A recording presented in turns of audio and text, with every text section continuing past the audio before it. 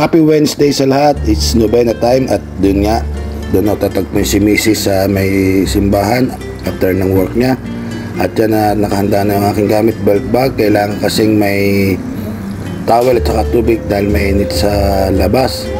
And then kailangan may sunglass ka rin para protekta sa mata. So ako ay magbabas lang papunta doon sa stadium.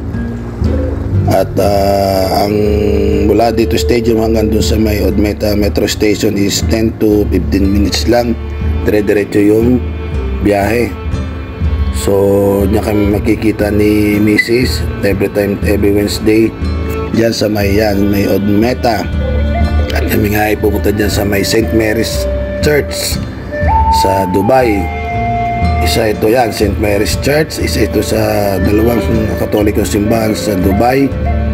At pagkapasok namin, ayan, nagtitirik muna kami ng kandila. Parehas kami at pagkatapos niyan, papasok na kami doon sa may simbahan para naman magdasal at magnobena. Ayan ang aking booklet. So yan si Mrs. na kay Birheng Maria.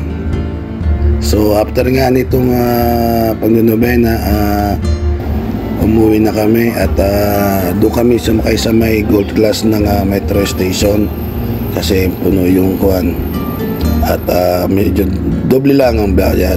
Yan, at maraming salamat sa inyong pagsama sa aking isa na namang vlog.